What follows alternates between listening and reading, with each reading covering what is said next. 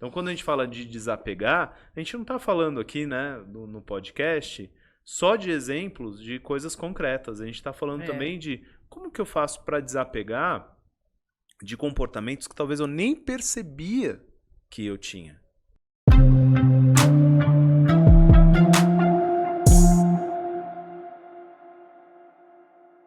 Olá, seja bem-vindo ao podcast Aware, um podcast que cultiva inteligência consciente. Eu sou Mônica Moreira. E eu sou o João Gabriel. Olá, João, tudo bem? Tudo bom, Mônica? Tudo bem. Tô desapegadão hoje, viu? Bem desapegadão? Bem desapegadão. Caramba, eu vou dizer pra você que eu não sofri esse final de semana pra me desapegar de algumas coisas. Mas por que a gente começou a falar desse assunto do nada? É o tema de hoje, né, Mônica? Nossa, João, eu tava brincando quando eu propus esse tema. Não é A disso gente que não a gente vai pode falar? nem brincar com o João, ele leva tudo a sério. Já era.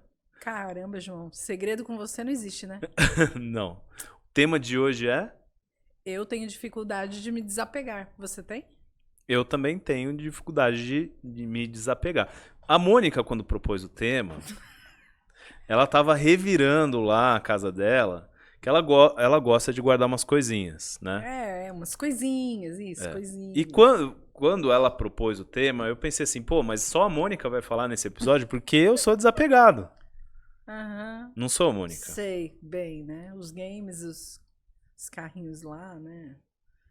Algumas coisinhas. Mas aí isso que é legal, né? Quando a gente vai examinando, percebendo, se olhando, a gente começa a perceber, opa, mas tem outras coisas ali que não igual a Mônica, eu não guardo revista. Revistas, livros. A revista que ela me mostrou aqui, Apostilas. pessoal, pra quem é da nossa faixa etária, tem propaganda do Mapping. João, eu não trouxe essa. Você não trouxe porque você ia passar vergonha, né? É verdade.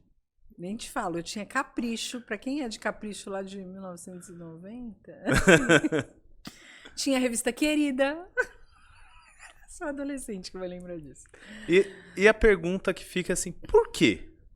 Por que uma pessoa guarda uma revista por 20, 30 anos? João, eu vou ser muito franca.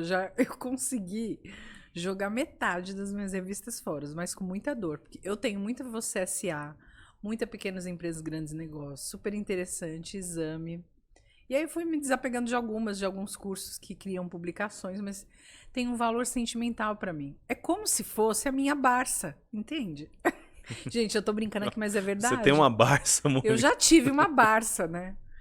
E aí, gente, agora eu tenho as minhas revistas. Explica assim. pro pessoal o que é uma Barça. A Barça, pra quem é de 2000, acho que antes de 2000 já sabia, né? Você teve Barça também? Eu tive Barça. Gente, quem tinha Barça era quem tinha um poder aquisitivo. É lógico que a minha mãe, uma época, trabalhou com, ou foi meu pai, não me lembro, trabalhou. E aí a gente teve. É uma enciclopédia que tinha 15 livros, aqueles livros, brochura assim, ó, de capa vermelha, as letras douradas, cheio de histórias, porque na minha época de adolescente, de criança, eu tinha que ir à biblioteca pesquisar. E aí lá tinha Barça, tinha uma Conhecer. Nossa, já entreguei minha idade. Porque pra ter enciclopédia, a pessoa precisava ter uma estante. Então. Pra ter uma estante, a pessoa precisava ter uma sala grande ou um quarto só pra ter livros, né? Hoje, por exemplo, se eu tivesse a Barça, eu ia ter que sair do escritório. Lá, Como que você, né? Mas eu tinha uma estante, só que ele ficava empilhado, né? E aí não ocupava outras coisas, não poderiam ocupar seus espaços. Mas não né? foge do assunto, não, Mônica. O que faz uma pessoa guardar por 20 anos uma revista? João, eu não consigo responder isso, mas tem um valor afetivo. Quando eu era criança, eu tinha um tio que tinha uma banca de jornal. E eu amava as revistas. Né? Eu tinha revistinha, quadrinhos da Turma da Mônica, da Magali, tinha uma outra que agora eu não vou me lembrar, a Luluzinha. E eu amava. Eu acho que está ligado ao valor sentimental da infância mesmo, mas... a minha irmã me pega muito no meu pé. Mônica, você conhece o Google? Você vai achar tudo isso. Você conhece o ChatGPT? Ele vai te falar tudo isso. Mas, gente, não adianta.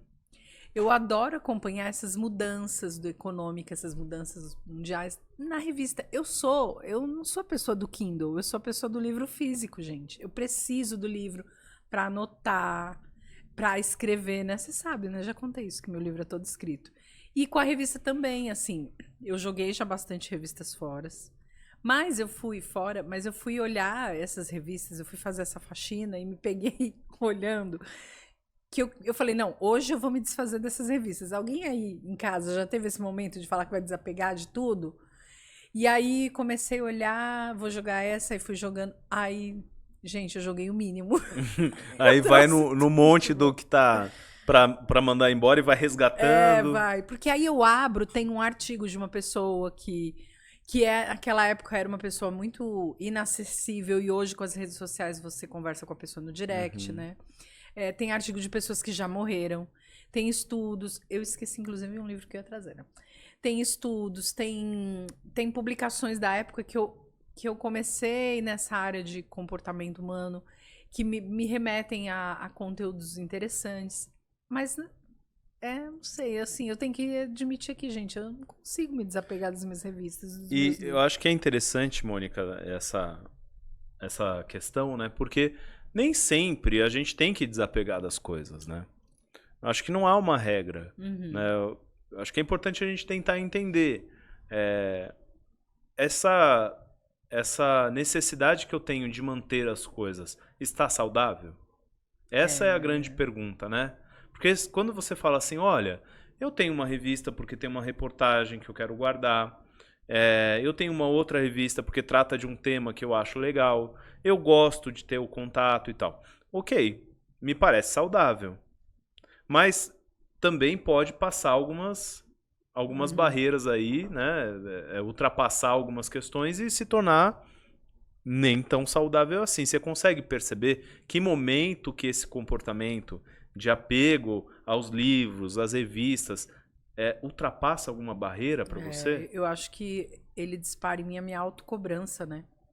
Porque eu tô, na verdade, ocupando espaço de outras coisas que poderiam surgir.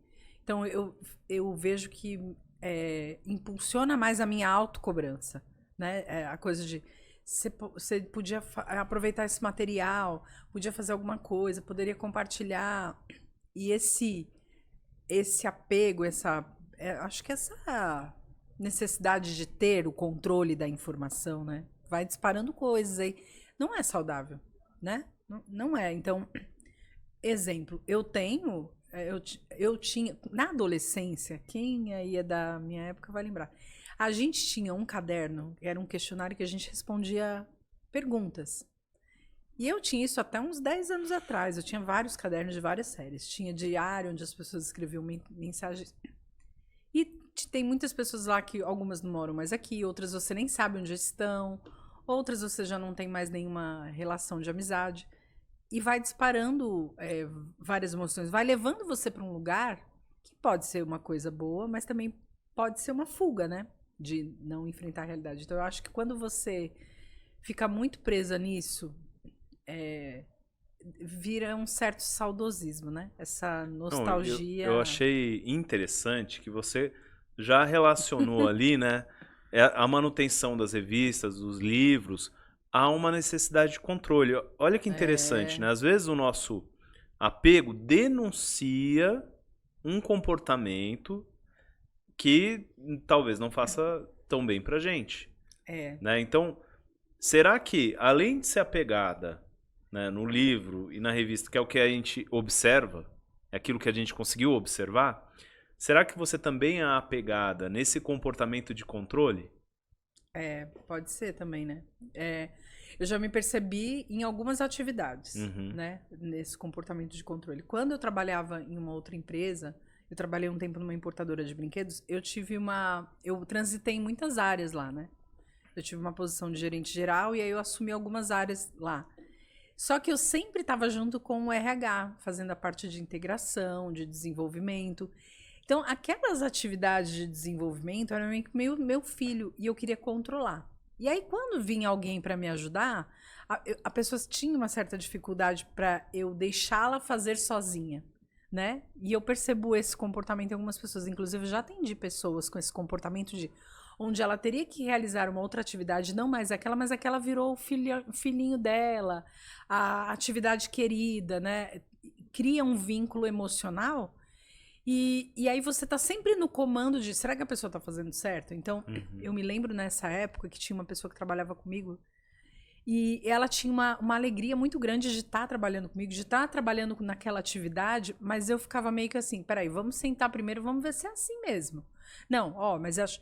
E aí eu percebia, depois de um tempo, que a pessoa começava a ficar muito dependente e não colocava suas próprias opiniões. Querendo ou não, eu estava fazendo mal para o desenvolvimento dela, porque eu não estava abrindo espaço para ela se desenvolver. E aí prejudicava isso o era resultado também, né? E olha que eu nunca falei sobre isso. Esse podcast já está fazendo fazer muitas revelações na minha vida. Esse traço de controle também, se hoje a gente for avaliar, o desapego foi levando para isso, né? Eu não conseguia me desapegar daquela atividade que eu já não deveria mais fazer, mas para mim ela era uma atividade queridinha. Então, tá, você poderia realizar, poderia fazer, mas sempre no meu comando, né? Hoje em dia eu já vejo que eu já sou mais desapegada a essa atividade, né? Eu já não falo mais, às vezes faço alguns comentários, mas eu já não fico tão presa. Mas olhando para minha carreira, eu tive vários momentos desse, né? De passar a atividade, mas continuar monitorando, a pessoa criando um vínculo onde a pessoa criava uma dependência de, peraí, eu preciso consultar a Mônica, vamos ver se assim tá legal. E é ruim, porque eu acabava não dando espaço para ela se desenvolver e criar a identidade dela. E é interessante, né? Que quando a gente tem um comportamento que a gente entende que é um comportamento, no caso que você trouxe, né? O comportamento do controle, né? Que é uma dominância ali, controlar controlar em demasia, né, uma situação, ou que nada saia do seu controle, é uma certa dominância. Eu diretamente tenho isso relacionado ao apego, né? Mas também existe o apego de controlar, né? É verdade. Então, assim, quando a gente está falando, voltando ao tema, né, a gente está falando de desapegar. A gente começou a falar de desapegar das revistas. Aí veio o comportamento de controlar as informações, né? Então, se está impresso, está dentro de uma caixa, está na minha gaveta, está ali. Está controlado. Então, o que fez você guardar as revistas é o controle sobre essas informações. E aí você começou a traçar um paralelo de outras vezes que esse controle aconteceu. Olha só que interessante, né? E aí a gente começa a perceber que existe um certo apego da Mônica em controlar. E aí a gente pode começar a entender por que eu tenho necessidade de controlar. Não consigo abrir mão disso. Então, quando a gente fala de desapegar, a gente não está falando aqui, né, no podcast, só de exemplos de coisas concretas. A gente está falando também de como que eu faço para desapegar de comportamentos que talvez eu nem percebia que eu tinha. Você sabe que você tá me falando, aí tá vindo na memória, né? Quando eu era adolescente, eu lembro que eu estudava numa escola, e aí eu tinha uma amiga que ela sempre mudava de escola, né? De repente, no fim do ano, ela falava, eu vou estudar lá, não sei onde, vou mudar de escola. Aí todo mundo chorava. E ela era como se fosse minha melhor amiga. Eu chorava. E aí eu sofria. Aí ela me mandava cartas, a gente trocava cartas. Aí às vezes ela vinha e todo mundo se reunia, né? E aí eu lembro que numa dessas vezes ela falou, eu vou pro Japão. Eu, o quê? Aí ela foi e eu lembro que eu sofria muito com isso, né? Com a separação das amizades. E isso, eu olhando na minha vida adulta, em algumas relações isso aconteceu também. Do sofrimento, do desapego, de ver que a pessoa não faz mais parte do seu ciclo de amizade, né? E aí eu ficava um tempo, e eu trabalhei isso na terapia, porque eu ficava um tempo sem conseguir me desvincular desses apegos de amizade, puxa, mas de entender que fechou o ciclo, né? Encerrou. Pessoa, mas não quer dizer que você nunca mais vai encontrar a pessoa, ou que você não consiga ter uma conversa com a pessoa, uma troca, mas é hora de abrir espaço para que outras coisas venham, né? Então, na questão de relações pessoais, eu acho que foi mais fácil de levar para terapia e falar, né, abertamente. Agora, minhas revistas, meus livros... Eu acho assim, quanto mais essa dependência que a gente cria de algo, né, cria um problema, mais evidente fica e mais a gente vai buscar uma ajuda para resolver, né? Então, no caso das relações, obviamente para você era mais fácil de perceber que aquilo era um problema. né? É mais. Eu acho que dói mais, né? Dói e a gente quer resolver a dor, né? É mais visível, né? E agora é interessante isso, né? Por exemplo, eu tenho um exemplo para trazer que é motivo até de piada na minha família, né? Porque. Olá, Vilas Boas. Pessoal, todo mundo da minha família sabe. Eu, desde de pequenininho mesmo, assim, 1 aninho de idade, usei um cobertor vermelho, igual acho que é o Lino do Snoopy. do Snoopy, né? Que andava com um cobertorzinho. Eu Você também andava assim? andava com cobertorzinho. Não levava pra escola porque não deixava, minha mãe não deixava. Mas em casa eu ficava com meu cobertor o tempo todo, né? E o interessante é que esse apego a esse cobertor durou por muitos anos.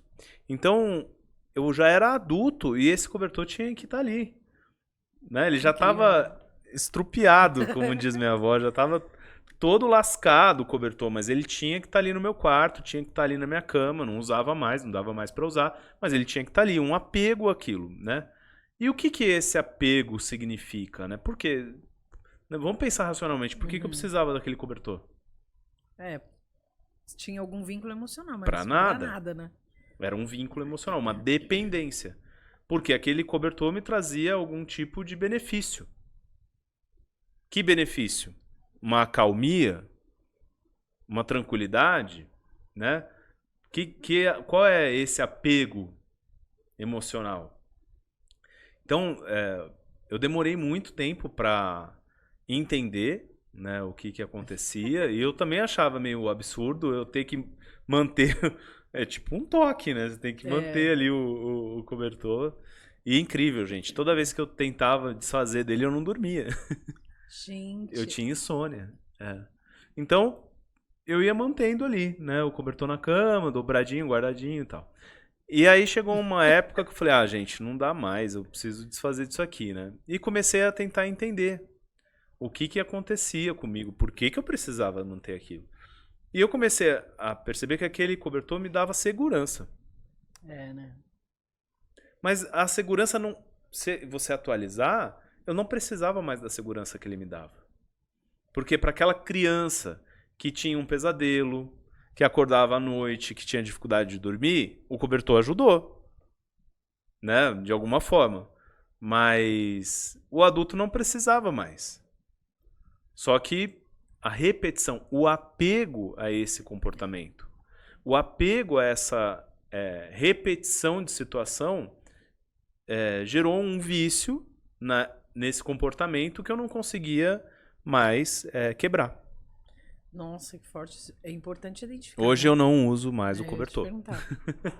Não, já mais de 15 anos que eu consegui Mas o que você fez com ele? Você Guardei. Doou? Guardou o cobertor? Tá guardado. Ele tá em algum lugar? Uma caixa. Você sabe que ele tá numa caixa. Recordação. Sei. Recordação de infância. Né? Mas o lance eu não preciso mais dele. Você ressignificou. Eu esqueci que eu tinha. Esses dias eu lembrei, tava mexendo em umas coisas lá, eu lembrei. Olha, tá aqui o cobertor. Ou seja, eu venci, né, esse vínculo. Uhum. Eu nem lembrava mais que eu tinha. Então, eu acho que é muito interessante isso, sabe? A gente conseguir entender por que o vínculo com o livro, com o cobertor, essa dificuldade de desapegar, o que significa? Para você tem um significado. Para mim tem outro. Né? É importante. Eu não consigo fazer esse exercício não com os livros. Você acabou de fazer aqui. Né? Mas é doloroso. É doloroso. Não, você não conseguiu desapegar deles, não, né? Não. Se a gente falar assim, olha, agora acabou, não pode mais ter livro nem revista em casa. Você sabe que, Deus me livre, você sabe que nessa empresa onde eu passei, né? A gente fez uma videoteca lá, né? E aí essa empresa fechou, tal. Até hoje eu penso, gente, quem ficou com aqueles vídeos? Porque fui eu que fiz a videoteca. E eu lembro que ficava no meu controle, não sei, quando eu fui embora, eu quase pedi pra eles a videoteca. E eu fiquei por um tempo assim, sofrendo. Gente, o que vão fazer com a videoteca? A minha irmã dá risada de mim, né? Mônica, outra era. E eu entendo, mas tem um valor, assim, sabe? Não tem aquelas coisas de você guardar um telefone de antigamente. Então, acho que é meio que. Será que eu quero montar um museu um Nossa, dia? eu também sofri bastante com os CDs. Eu tinha uma Ah, coleção de sim. CDs bem grande e um dia me convenceram, nem lembro quem foi, mas me convenceram a gravar todos os CDs e dispensar os CDs. E eu fiz isso. Assim, é uma coisa que eu me arrependo, porque eu Eu tinha tenho uma boa CD. coleção, né? Então, o que eu quero dizer? Eu não acho que não era saudável a minha coleção. Eu não tinha um apego a ponto até que eu desfiz, né? Então não era um apego. Às vezes a gente acha que a gente tem um apego, que a gente tá apegado, que Uhum. precisa desapegar. Mas às vezes não existe isso, não tá doente. Não é É, um comportamento que te traz prejuízo, né? Também é saudável você colecionar, igual você falou da é. videoteca. Qual é o problema de eu ter uma coleção? De ter lá os vídeos, de ter. Ué, se eu tenho onde guardar, se isso não me causa nenhum transtorno, né? Se não é um vício comportamental, tá tudo bem. Qual é o problema? É. João, mas eu achei importante isso que você falou da gente identificar qual é o traço do comportamento que está nos afetando, Uhum. né? No meu caso, numa das situações, a autocobrança que levou ao autocontrole. Mas o quanto às vezes está acontecendo no ambiente profissional e a gente não está percebendo. Eu vejo muitas pessoas com essa questão de é, serem promovidas para uma nova área e terem essa dificuldade, né? Colecionar funções. É, de meio que assim, exatamente. Não, essa atividade eu fazia muito bem, eu te entregava Uhum. com qualidade. E essa pessoa não tem a mesma A, dedicação. a pessoa ela é promovida para ser gestora, Exato. para comandar as outras pessoas na execução da atividade, fazer a gestão É. e não desapega da tarefa. Porque não vai. E a fala é sempre a mesma. A pessoa não vai ter o mesmo Não capricho, não vai ter posso. o mesmo olhar atento. E aí eu pergunto, mas você, quando começou, você fazia tudo corretamente? Você errava? Errava. E qual que é a diferença do erro dela? É que eu já sei o correto. Olha o controle, né? O quanto o desapego está associado a controle e a gente não percebe. Eu acho que não necessariamente sempre, mas eu acho que Sim, muitas vezes o medo do erro, da falha, né, o medo do não conforme é, gera um apego, né? Então eu não consigo permitir que outra pessoa faça por mim, né? Ou uma autoexigência muito uhum, grande, né? De não tolerar um nível de erro. E isso é uma coisa que a gente manifesta muitas é. vezes, né? E tem uma dificuldade de permitir que o outro tenha o espaço dele para errar. A gente, o controle fica tão forte que a gente não quer permitir que o outro erre e quer dar um jeito de impedir. Não, a gente impede o Uhum. aprendizado do outro com isso, Não, né? mas às vezes é a desculpa que a gente dá, né? É, É a desculpa que eu dou para continuar com o meu cobertor na cama, exatamente. né? Então, quantas desculpas eu adulto dei para mim mesmo para continuar com o cobertor lá na cama, É. dobradinho, bonitinho. Não servia para me cobrir, não servia. Era um cobertor de criança, mas ele continuava lá. Quantas desculpas eu não inventei? Então eu, como gestor, vou inventar. É. Ah, meu funcionário ele não vai conseguir fazer hoje isso. Amanhã ele faz. Uhum, é. Não, ele ainda não está preparado para Ainda não fazer está isso. preparado É, para fazer isso. é, Não, se errar vai me causar um grande problema que vai dar mais trabalho consertar do que é. eu fazer. E eu acho que falta contabilizar isso. Quanto que eu posso ter de erro, né? Uhum. Qual é a margem de erro que eu posso ter para esse Então, profissional e novo, para aí esse profissional que acabou de entrar na empresa? cada um precisa avaliar o que de fato move ele a ter esse comportamento, porque pode É. ser um leque de coisas diferentes para cada pessoa. Não dá pra gente falar assim, olha, isso acontece porque você, sei lá, tem necessidade de controle. Nem sempre. É. Não, Eu isso não sabia. acontece porque você é perfeccionista. É. Nem sempre. Às vezes é uma mistura de coisas, às vezes é uma outra coisa. Ah, isso acontece porque você tem medo. As pessoas podem ter esse comportamento porque tem medo. Então, quando eu perceber que eu estou apegado a algum comportamento, a alguma coisa, especificamente esse exemplo que você trouxe, né, do trabalho. Não estou conseguindo deixar que outras pessoas façam a função que eu fazia. Por que que eu estou fazendo isso?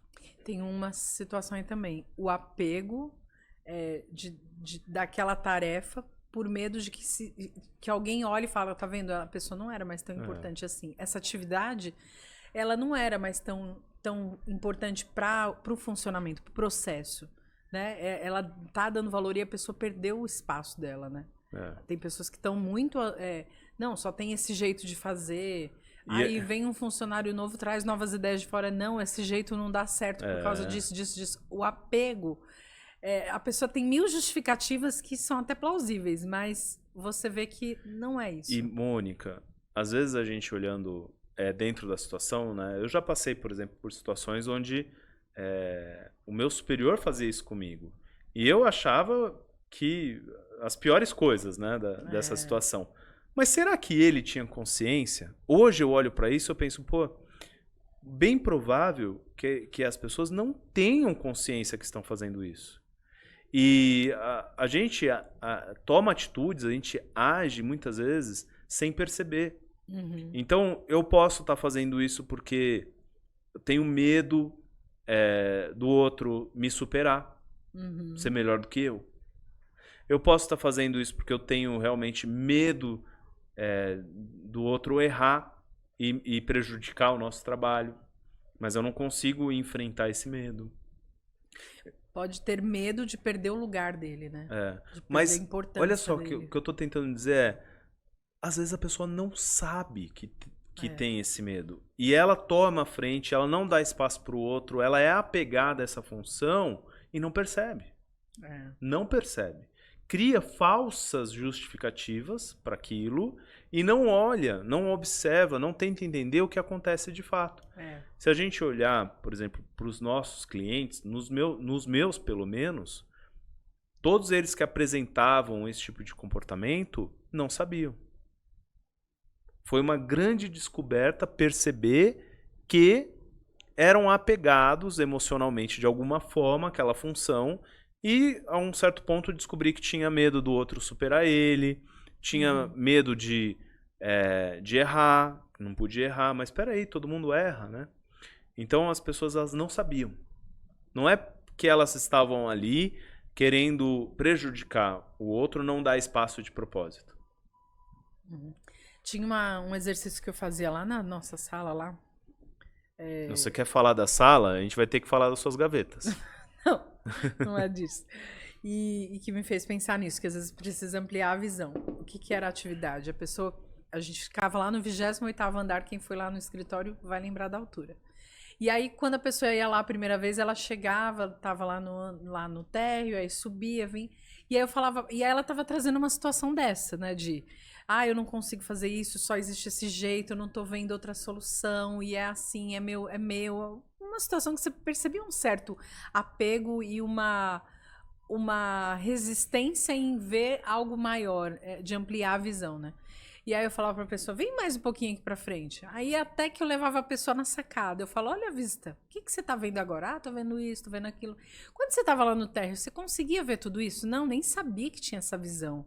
E o que você precisou fazer? Eu precisei me movimentar, né? Precisei me desapegar de que eu não posso ficar aqui no térreo, tem que chegar lá no 28º andar. E para você chegar aqui na sacada, você que tomou essa atitude?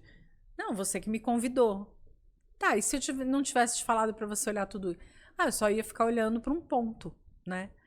Então, quanto que a gente está apegado em querer aquele problema, em querer aquela dor e não quer expandir? E às vezes a gente tem alguém perto, às vezes a pessoa não tinha consciência que ela não conseguia fazer esse movimento, né? De desapegar daquela dor que ela estava reclamando, né? De enfrentar e de fazer esse movimento de, peraí, vou ampliar meu horizonte, deixa eu ver. São vícios, né? Inconscientes, a gente não percebe que está viciado naquilo, fica acontecendo com a gente sem a gente perceber. E às vezes a gente recebe convites para observar e não observa, né? Quantas vezes a gente é chamado para fazer uma coisa diferente e a gente não vou fazer, não faço. É muito interessante. isso, a gente estudar. E quando a gente traz um assunto aqui para o podcast, a proposta é que a gente amplie esse assunto através da tomada de consciência, né? E aqui, só em meia hora que a gente está falando, a gente já descobriu, eu e você, para mim, eu já comecei a perceber um monte de comportamento. Eu falo, nossa, como eu tô travadão, né? Apegado aos meus comportamentos. Apegado à mesma forma, né? E nem sempre isso é saudável, porque existe uma explicação por que a gente é assim. Esse apego, essa repetição. Para nossa atividade cognitiva ser eficiente, gastar menos energia, o nosso corpo se adapta, né? O seu cérebro cria um mecanismo de economizar energia repetindo tarefas. Então, ele cria ali como se fosse um programa, um software, né? Uma regra para toda vez que acontecer uma coisa, você repetir aquela ação, aquela atividade cognitiva. É uma programação. Igual no computador, né? Toda vez que clicar nesse botão acontece tal coisa. Isso torna mais rápido o nosso desempenho cognitivo e faz com que a gente gaste menos energia. A gente é programado dessa forma. Então o que acontece? A gente cresce, vai aprendendo coisas, vai interagindo com a vida e vai programando situações, formas de se comportar que, entre aspas, são otimizadas para gastar menos energia. Só que nem sempre essa programação é positiva para a sua vida. Às vezes ela pode ter sido positiva há 20 anos atrás, mas agora não é mais. Venceu, mudou, né? Essa revista era muito boa 20 anos atrás, né? Existem outras formas de ter esse conhecimento? Sim. Sim. Então, hoje essa revista é digital, né? Pois é. Ela tem a física também. Né? Mas, poxa, a revista, né? Revista tem cheiro, eu consigo folhear, é diferente. Então a gente tem apego a alguns comportamentos antigos que talvez não sejam mais eficientes. Se você quiser discutir ter revista ou não, dá para discutir. Agora, revista é mais eficiente do que o chat GPT? Não. Então, se a gente falar de eficiência para a nossa interação, os comportamentos antigos que foram automatizados por nós, certamente não são mais eficientes. Só que quando que eu tiro ele da gaveta e olho? Só quando ele me causa um grande problema. Que aí eu levo para terapia, como você falou, né? Ou eu vou me enfrentando e aí eu tento resolver. Só que só quando ele vira um grande problema. Quantos mini problemas você está carregando, tirando a sua capacidade de ser quem você quer ser? Isso quando você sabe quem você quer ser, né? Tem essa questão mesmo. Tem essa questão também. Porque para quem não está indo para lugar nenhum, qualquer lugar serve, né? Quem não sabe para onde está indo, qualquer lugar serve. Não é? Isso acontece em entulhar coisas, né? Para que eu quero esse espaço? Para que eu quero um escritório? E eu comecei com essa fala mesmo. Peraí, eu tenho que desapegar. O que essa revista tem agora? Quantas vezes eu peguei nessa revista? O que tem aqui que eu preciso? Aí eu fui jogando algumas fora, outras eu não joguei. Mônica. Inclusive um livro que tem aqui que eu vou até mostrar, gente. Esse livro aqui, ó, para quem fez faculdade de jornalismo sabe desse livro. Esse é o manual de redação que a gente tem que comprar no primeiro ano, né? E eu adoro esse livro. Ainda? Será que as pessoas compram esse livro? Não, acho que deve ter outra coisa digital, né? Quem tá começando o jornalismo agora, tá vendo o vídeo, gente. Comenta aí pra gente. Quando você começou, ou tá começando agora, teve que comprar esse livrinho que a Mônica diz que é importante ela guardar, porque todo mundo que faz jornalismo tem? Não, mas é que eu gosto mesmo dele. Ele tem um valor afetivo pra mim. E o que ele te traz? Eu me lembro de quando eu comecei a faculdade. Eu me lembro que eu comecei estudando de manhã. Eu me lembro daquela rotina, das pessoas, dos medos que eu tinha.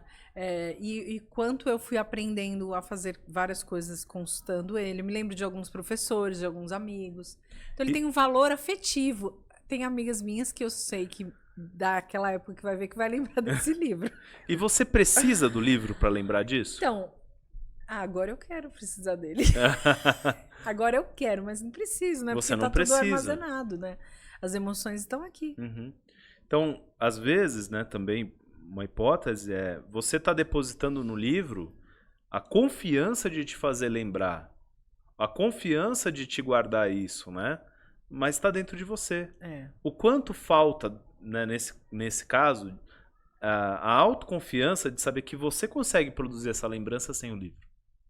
né? E também tem o quanto eu quero, né? Porque eu Tem o gosto. quanto você quer. Mas é verdade. Então, não tem um certo ou errado você guardar ou não o livro. Não dá pra gente Ele estabelecer. ocupa, esse material ocupa um espaço que Então, poderia a ser partir da substituído por sua outro, análise, né? você pode perceber que o livro está te atrapalhando. A partir do momento que você percebe que o livro está te atrapalhando e você não consegue tomar uma ação sobre isso, aí tem um ponto. Tem um ponto que você tem que esclarecer. Por que que eu já entendi que esse livro está me atrapalhando, mas eu não consigo dispensá-lo? Aí é um problema. A mesma coisa com o comportamento. Eu já entendi que um certo comportamento meu me faz mal, mas eu continuo me comportando da mesma forma. Qual o apego eu tenho? Algum apego eu tenho. Sempre tem um ganho. Quando eu não consigo desapegar de alguma coisa, sempre tem um ganho. Qual é o ganho? Esse ganho pode não fazer mais sentido hoje, como eu estava falando. Só que ele só vai parar de me impulsionar se eu esclarecer para mim mesmo. Só que a gente não para, né, para se esclarecer. O que a gente faz? Porque Acorda, trabalha, estuda, trabalha, estuda, acorda. Isso não incomoda, né? Então, tá Não, lá. por que eu vou me esclarecer sobre isso? Não, tá lá, não afeta ninguém, Deixa aí. fica lá. Bem pensado isso. Isso me faz pensar muito nessa questão do profissional, de quantas pessoas se limitam a se desenvolver, né? Se tem essa resistência de desenvolvimento, aquelas pessoas que estão há muitos anos em cargos, que sofrem quando vem uma tecnologia nova, quando vem um colaborador muito inovador, muito jovem, né? O quanto sofre nessa situação de o que eu preciso desenvolver? Sim. Por que eu vou me desenvolver agora no final da minha jornada? Né? É entender. E aí é que você trouxe essa questão do ganho, né? Entender que ganho é esse. Que eu tô ganhando, né? E às vezes pode ser várias coisas, mas, por exemplo, pode parecer que eu não tô ganhando nada, mas às vezes é uma autopreservação. Eu tô ganhando não correr o risco. Eu, por exemplo, percebo que eu tenho alguns comportamentos que a gente já falou, né, de boicote, né, de autossabotagem, que eu acho que eu faço algumas coisas nessa sabotagem para eu não obter o resultado que eu queria. Não faz sentido nenhum. Não faz sentido nenhum, né? Mas eu preciso entender essas dinâmicas que eu tenho apego, algum ganho. Qual é o ganho? O ganho, às vezes o ganho não faz sentido. Eu olho para aquilo e falo, nossa, isso não é um ganho, é um prejuízo. Mas em algum lugar dentro de mim, aquilo é um ganho. É que é uma dor, né, João? Entrar nesse ponto aí, né? E tirar. Por isso que às vezes a gente precisa de uma ajuda profissional mesmo, para ajudar a gente, porque dói, né? Pegar e falar, aqui a ferida, ó. É aqui que tá doendo, aqui tem um prego. Tira esse prego. Né? Não, mas esse prego já é quentinho, ele já tá lá com ferruginhas dele lá, não tá lá isolado. Não, e na verdade ele precisava sair de lá para estancar tudo o que tem. Eu acho, Mônica, que um exemplo interessante que a gente viveu, todos nós, né, dá para falar que todo mundo passou por essa situação, que é a questão do momento que a gente passou pela pandemia. Todo mundo precisou se reinventar de alguma forma. Todo mundo precisou desapegar de alguma coisa. Todo mundo precisou inventar uma nova forma de se comportar em algum aspecto, né? E até quando a gente falou desse tema, eu pensei assim, eu acho que eu não tenho muito disso, não. Porque eu tenho uma grande facilidade de me reinventar, de me adaptar. Eu não tenho apegos a essas questões. Eu tenho a outras. Mas a essa questão, por exemplo, não. A gente, por exemplo, né, vamos pegar o exemplo do escritório. A gente tinha um escritório bacana, né, bem montado, bonito, num lugar que a gente gostava. E foi difícil mantê-lo, né, durante vários anos. Quantos anos antes da pandemia? 5 anos. Foi. Né, mantendo o escritório, tudo arrumadinho, bonitinho. Aí aconteceu a pandemia, precisei tomar uma decisão rápida, né, de entregar o escritório, desmontar tudo, retirar tudo, porque não havia previsão de quando a gente ia voltar a uma vida normal, né? É. E eu poderia, por exemplo, ter criado um grande prejuízo pra gente se eu tivesse dificuldade de desapegar do escritório. Que seria plenamente justificável, né? A gente entenderia isso, né? Poxa, montamos do jeito que... Com aquela vista, né? aquela Quem foi lá no vista. Instituto Auer vai lembrar da vista que a gente tinha lá. Os móveis planejados, né? Tudo do jeito que a gente imaginou. Pô, dá pra entender, né? Uma dificuldade de desapegar disso. Mas não, eu consegui fazer isso numa boa. E fora outras situações de vida, de necessidade de ajuste. Eu consigo fazer numa boa, sem dor, sem sofrimento. Essas coisas não me pegam. Mas outras pegam, né? É isso que é interessante a gente começar a perceber. E aí, quando a gente propôs o tema, eu refleti um pouco sobre isso, sobre a questão da pandemia, o quanto a gente, em algum grau, teve que se ajustar. Eu, por exemplo, tenho dificuldade de me ajustar no comportamento de usar máscara, de lavar a mão o tempo todo, né? Passar álcool o tempo todo. Passar álcool o tempo todo. Foram coisas na pandemia que eu tive muita dificuldade de me ajustar. É realmente um apego a não fazer aquilo, né? Tive dificuldade. Você tá me fazendo lembrar do que eu precisei desapegar, da direção, né? Foi na pandemia que eu tive que parar de dirigir, né? Por ordem médica, inclusive. E era uma tortura pra mim. Então eu continuava forçando, dando um jeito de dirigir, até que eu cheguei no meu limite. Posso contar o apelido do seu carro? Pode contar, eu vou deixar, vai você contar pra dar uma animada. A Mônica. A Mônica. Não. Ela tinha Devagar, um pouco calma. de dificuldade de dirigir por conta da visão, né, Mônica? Você tá, aos poucos, perdendo a visão periférica, né? Isso. E aí, pra dirigir é fundamental ver o que tem do lado, o pilar, um carro que tá do lado, né? E a Mônica, ela é persistente. Ela continuou, né, gente? né, Eu dirigi até 2020. E ela tinha um Celta que era lindo, maravilhoso, um Celta pratinha, né, bonitão. O meu era versão exclusiva. E era uma versão exclusiva que ela comprou com opcional de fábrica. Uma tecnologia do carro que o carro ele tinha a lataria com uma tecnologia touch. Conforme para ela manobrar, o carro encostava nos lugares e ele comunicava a ela. Então, um pilar, um poste, e ela ia dirigindo assim, encostando nos lugares pra saber o que tinha nos lugares, né, Mônica? Não, mas pelo menos os motoqueiros fugiam de mim. Ninguém ficava perto de mim. Todo mundo já sabia. A Mônica saía com o carro da garagem, já saía o WhatsApp, todo mundo avisando, sai da rua que a Mônica tá indo pra casa. Gente, esse é o momento de descontração do podcast Aware, da inteligência descontraída. Mas aí você venceu porque o apego eu era a dirigir. Porque eu tinha minha independência, né? Várias situações. Eu gostava muito daquele trecho de percorrer, o trecho que eu tava ouvindo música, tava com os meus pensamentos, os meus momentos de oração, de dirigir, me deslocar para algum lugar. Para mim era maravilhoso. E foi muito sofrido. E aí foi nesse período que eu falei, não, agora tem que ser agora, porque eu tô passando... Agora não dá mais, eu acho que cheguei no meu limite mesmo. E aí eu tive que tomar essa decisão, né? Foi muito dolorosa.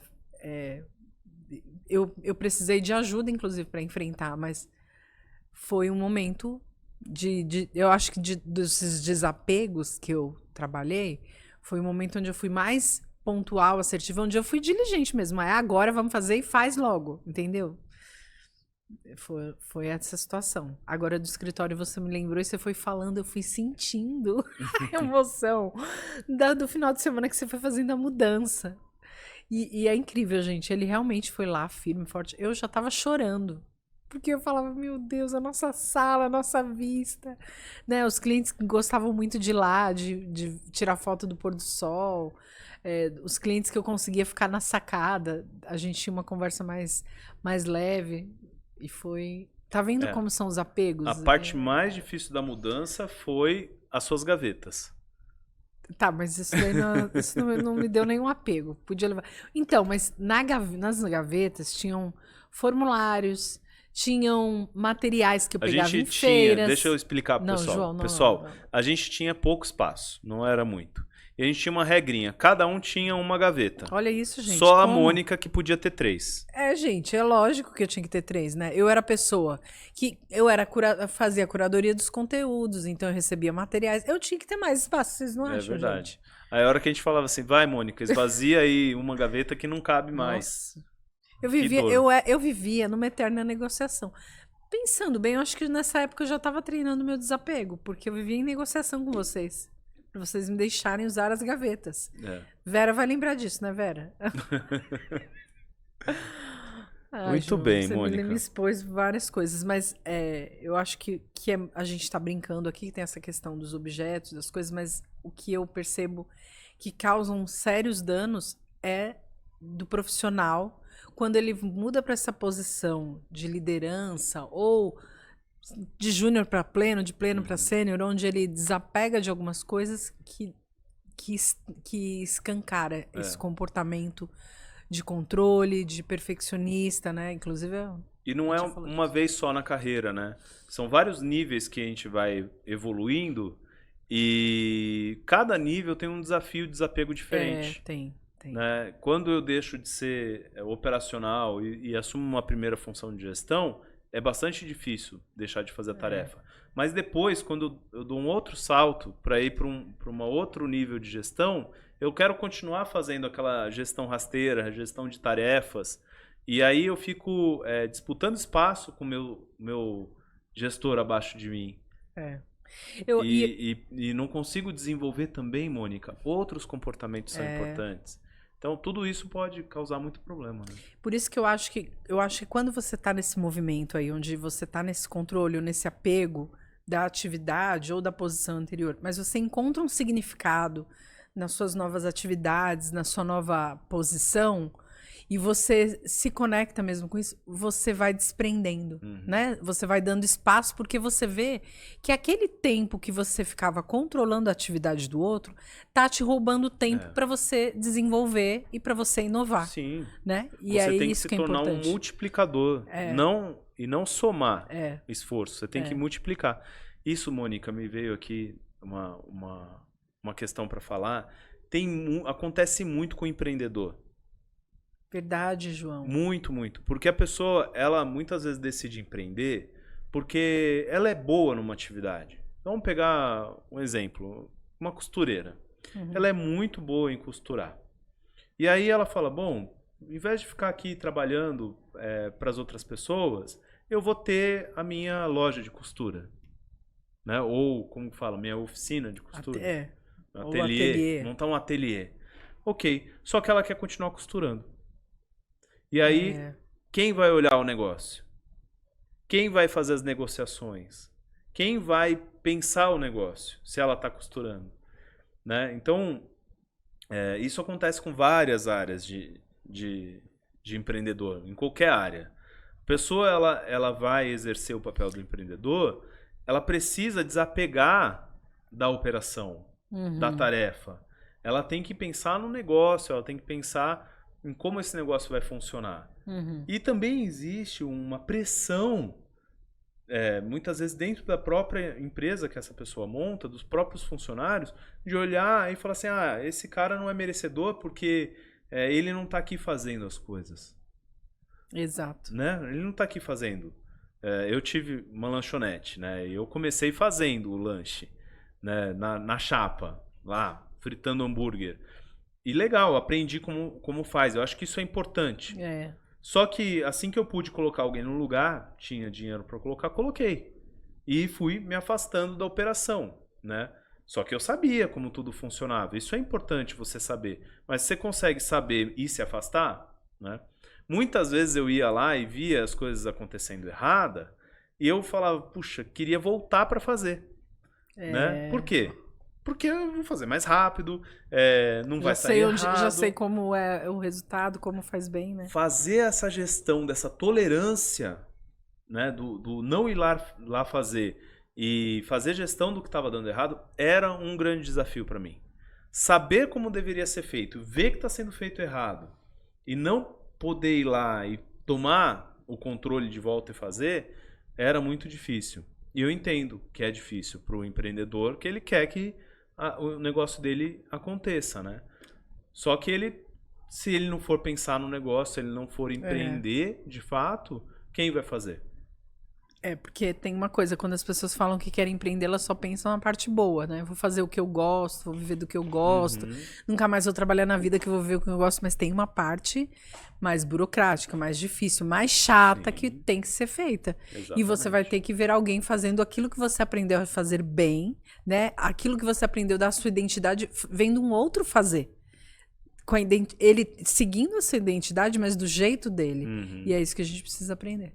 É isso aí. Isso é um desapego, né? É um desapego. Ó, você que tava pensando que não teria nada, gente, antes, eu queria gravar os bastidores, eu sou uma pessoa desapegada. Né? Olha lá, ó. Ai, OLX. É muito bom. Desapeguei. Não tem desapeguei também?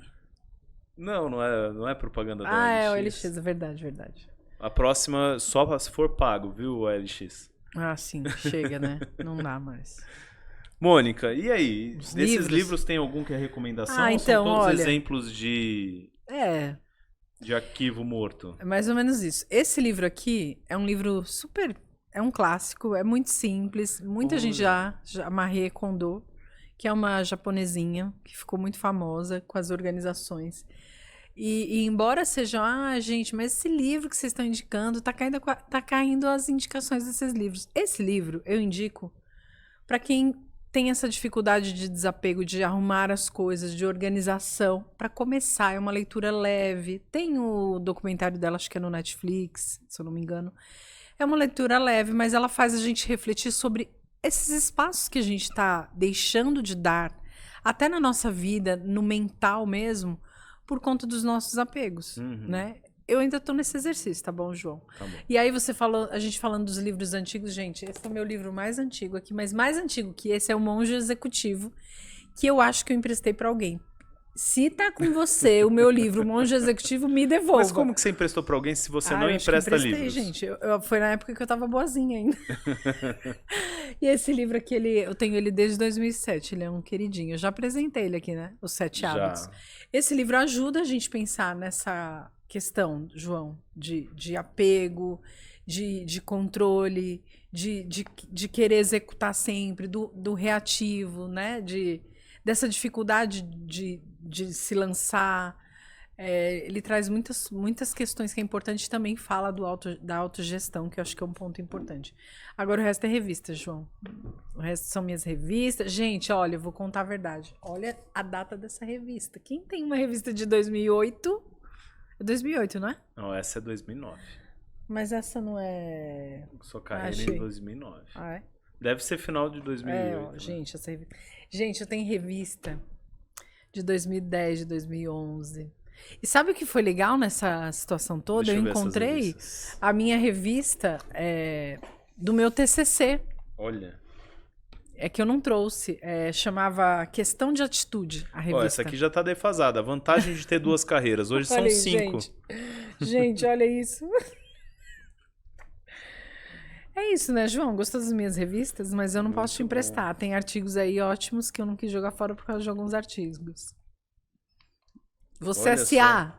Vocês querem que eu faça uma curadoria? Nem posso nem vender meus trabalhos, né, pra Você SA, porque tá tudo no digital. Deve ter revista aqui que nem a Você SA tem, Mônica. Pode ser, né? Pode ser. E não tem nenhum terço das que eu tenho lá, tá? Tem mais revistas lá. Mude o seu passado e seja mais feliz. Olha aí. Um monte de coisa acumulada aí, ó. Muito bom, né, João? É isso aí. Muito bom, João.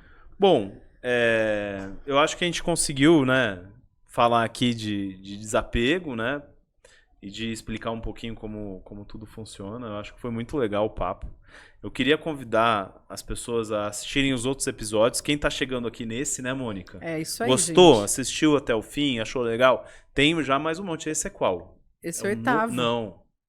É o nono. A gente vai chegar no 10º. A gente podia fazer uma comemoração do 10º Vamos trazer um bolo? Aê! A gente traz um bolo com a velhinha de 10. Mas olha, assiste aí os outros. Eu acho que os assuntos são muito relacionados. Gostou desse, vai gostar dos outros também. Eu queria agradecer as pessoas que estão acompanhando a gente desde o início. A Mônica não quer muito isso, mas eu acho que é legal. Você quer falar os nomes hoje? Eu não vou falar de novo, não. Ó, eu tenho certeza que o Kleber assistiu todos os episódios da Midiaria. É verdade, Kleber. Como Né? eu esqueci do nome dele? Kleber assistiu todos. A Márcia também, tenho certeza. A Márcia da Sabesp assistiu todos os episódios. E aí eu falei 2, você fala 1. Quem que você sabe que tá acompanhando a gente aí? A Lucila. A Lucila. A Lucila, também. professora. A Luana, que também Já me tá mandou bom. mensagem. Vamos guardar pro próximo. Tá bom. 4. Pessoal que tá assistindo a gente sempre, muito obrigado pelo carinho, pela dedicação de estar aí com a gente, de comentar, de dar feedback, né, Mônica? Isso aí, tá sendo muito legal. A gente tá curtindo demais, continuem assistindo, indicando, compartilhando os vídeos, né? Porque às vezes você tem que ser o multiplicador. Alguém pode estar precisando dessa informação. Exato. Né? Pode estar precisando dar espaço e você não gostaria de falar diretamente. Então, compartilha o nosso podcast. Muito e segue bem. a gente nas redes, né, João? Então, é isso aí. Até o nosso próximo episódio. Em breve, o episódio 10º. Muito Obrigada. bom, pessoal. Tchau, João. Tchau, tchau. Tchau, gente.